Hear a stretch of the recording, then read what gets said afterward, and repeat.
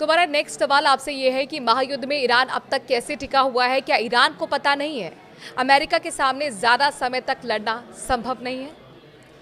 देखिए, एक बात जान के रखिए कि ईरान बहुत पुरानी सभ्यता है। कई दफ़े ये हुआ हाल के दिनों में कि ईरान जल्दी सकम कर गई। जून में भी जो अटैक किया अमेरिका ने तो सकम कर गई। तो लेकिन दुनिया को ये भी पता है कि क्या हुआ अमेरिका के सामने वियतनाम का। वियतनाम के लोगों की विल पावर इतनी थी कि 50,000 लोग कहते हैं कि अमेरिकी सैनिक या तो घायल हुए या मारे गए और अमेरिका को भागना पड़ा। इराक में भी देखिए कि वो अमेरिका युद्ध कंक्लूड नहीं कर पाई, कहाँ कितनी इंस्टेबिलिटी आई। अफ़गानिस्तान में देखिए कि इतने साल 20 साल रहने के बावजूद अमेरिका युद्ध कंक्लूड नहीं कर पाई, जाना पड़ा। तो कभी कभी होता है कि तमाम मिलिट्री पावर्स के बावजूद बहुत बेहतरीनतम स्ट्रेटजीज़ हैं वॉरफेयर के आपके पास, बहुत आधुनिकतम हथियार है आपके पास।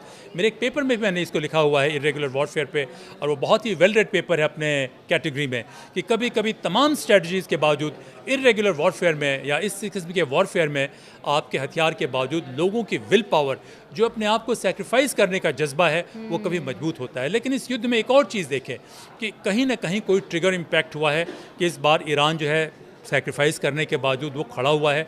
दूसरा, चीन की तरफ से निश्चित रूप से चीन और रूस की तरफ से कुछ न कुछ मदद जरूर मिल रही है, इसकी कोई गुंजाइश नहीं, क्योंकि ये दोनों ताकतें चाहती हैं कि अमेरिका को वो एक्सपोज करें और अमेरिका को की ताकत इतनी कम कर दें कि अमेरिका मजबूर हो जाए इस क्षेत्र से एग्जिट करने के लिए। चीन हमेशा से कह रहा है कि अमेरिका को अटलांटिक के दूसरी तरफ रहने की ज़रूरत है, अफ्रीका और एशिया से अमेरिका को चले जाने की ज़रूरत है। तो देखिए, ये कॉम्प्लेक्स इक्वेशन बना है। लेकिन इसके बावजूद इस युद्ध के वजह से हुआ क्या कि ये जो कभी कभी युद्ध का बड़ा एक असर होता है कि वो रैलिंग पॉइंट बन जाता है, आपको भीतर से वो इतना मोटिवेट कर देता है। तो युद्ध का एक असर हुआ है कि उसने ईरान के लोगों में उनका आत्मसम्मान जगा दिया है, विल पावर जगा दिया है, और सेक्रीफाइस करने का जज्बा है वो आज ज़्यादा है बजाय कि आज से 6 महीने पहले कितना कम था। कई वीडियो सर्कुलेट भी हो गए हैं कि कई ईरानी नागरिक हैं जिनके घर तबाह हो गए और वो कह रहे हैं कि हमारे अब घर में कोई नहीं बचा, लेकिन हम शहीद होने के लिए तैयार हैं। और जो चीन की आपने बात की उसमें ये भी जानकारी मिल रही थी कि आखिरकार ईरान कैसे एकदम एनर्जी सेंटर्स पर सटीक हमला कर रहा है खाड़ी देशों के। तो कहीं ना कहीं क्या आप मानते हैं कि सैटेलाइट इनपुट मिल रहा है? देखिए, जब युद्ध की शुरुआत हुई तभी हमसे कई दफ़े पूछा गया चैथम हाउस रूल्स के भीतर डिस्कशन से कि कब युद्ध खत्म होगा। तो मैंने कहा कि चीन का ज़रूर रोल होगा।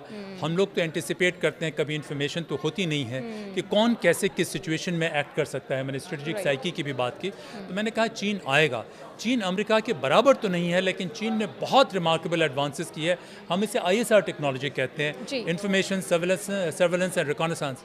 तो इसमें चीन की बहुत एडवांसमेंट्स हुई हैं। तो कहीं ना कहीं चीन उनको दे रहा है कुछ ना कुछ। कई जगह संभव है कि रशिया फ्रंट एंड कर रहा है, लेकिन इसके बावजूद ये दोनों पावर्स जो हैं इनडायरेक्टली इन्वॉल्व हैं। अब सवाल ये भी कि क्या किसी भी देश को जीतने के लिए ज़मीनी युद्ध ज़रूरी है? चूँकि अमेरिका तैयारी कर रहा है ज़मीनी युद्ध लड़ने की, तो ईरान से अमेरिका का जीतना क्या संभव होगा?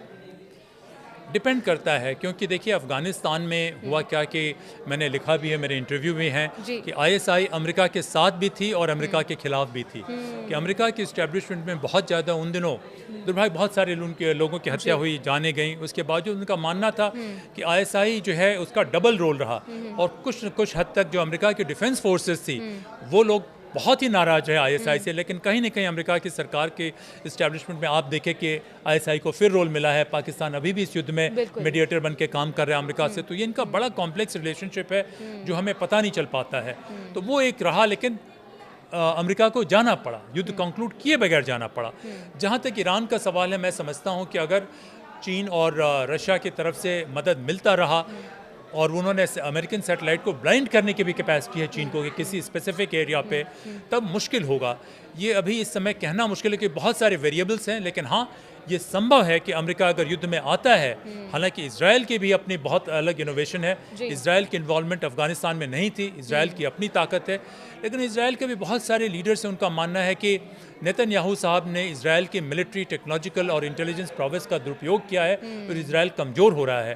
तो ये इक्वेशन कैसे इवॉल्व करता है उस पर डिपेंड करता है। लेकिन ये एक सेकेंड में कंक्लूड करूंगा, ये मान के चलना कि अमेरिका जीतेगा, इसकी संभावना बिल्कुल नहीं है। अमेरिका की हार संभव है, लेकिन अभी इक्वेशन ऐसा है कि किस करवट ये ऊँट बैठेगा, कहना हमारे लिए संभव नहीं तो है। आप ये उसमें संकेत निकाल रहे हैं कि जिस तरीके से सीज़ फायर का ऐलान किया गया, पहले 7 दिन, फिर उसे एक्सटेंड 10 दिन किया गया, फिर पाकिस्तान को मीडिएटर बनाया गया, तो ये आप इन संकेतों को डिकोड कर रहे हैं और ये मानते हैं कि ट्रंप के लिए ये कहीं ना कहीं एक खतरे की घंटी है और वो भाप रहे हैं कि बहुत मुश्किल है युद्ध जीतना?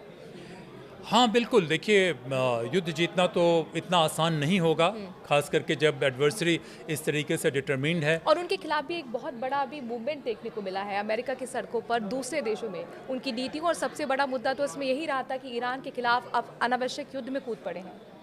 बिल्कुल, आप देखिए कि कितने कम खर्च के ये ड्रोन ईरान इस्तेमाल कर रहा है। उसको हर एक ड्रोन को रोकने के लिए जो है वो 20 से 40 हज़ार डॉलर के ड्रोन है और उनको 4 से 5 मिलियन के ये टमाहॉक मिसाइल्स उनका इस्तेमाल करना पड़ रहा है, इंटरसेप्ट करना पड़ रहा है। तो कुछ भी क्यों ना हो, अमेरिका और इज़राइल दोनों की जो ताकत है वो काफ़ी डिप्लीट हो रही है इस युद्ध की वजह से। मैंने युद्ध के थियोरी के बारे में एक दफ़े और कहा है, ये अभी की बात नहीं है, 2019 में भी कहा है कि देखिए इसके 3 एक प्रिंसिपल्स होते हैं, कार्डिनल प्रिंसिपल होते हैं। कोई युद्ध आपने बहुत अधिक मटेरियल या ह्यूमन कॉस्ट पे जीत भी लिया तो वो जीत का आनंद भी हार के बराबर होगा। आप देखिए कि द्वितीय युद्ध के बाद क्या होता है कि ब्रिटेन जो है, ग्रेट ब्रिटेन या यूनाइटेड किंगडम, उसकी क्या हालत हो गई, कहाँ वो इतना सुपर पावर वहाँ से कहाँ नीचे चला आया। तो इस वजह से आप नेपोलियनिक वॉर्स को भी देखें कि बहुत ज़्यादा एम्बिशियस होने के बावजूद सेटबैक उनको लगते हैं। तो अमेरिका बहुत मजबूत है, लेकिन इस युद्ध के में उसकी ताकत कम होगी। इजराइल निश्चित रूप से ईरान जो है निश्चित रूप से बहुत तबाही झेलेगा। शायद चीन को ज़्यादा फ़ायदा होगा, लेकिन अमेरिका जो है इस युद्ध से कमज़ोर हुए बगैर नहीं रह सकता।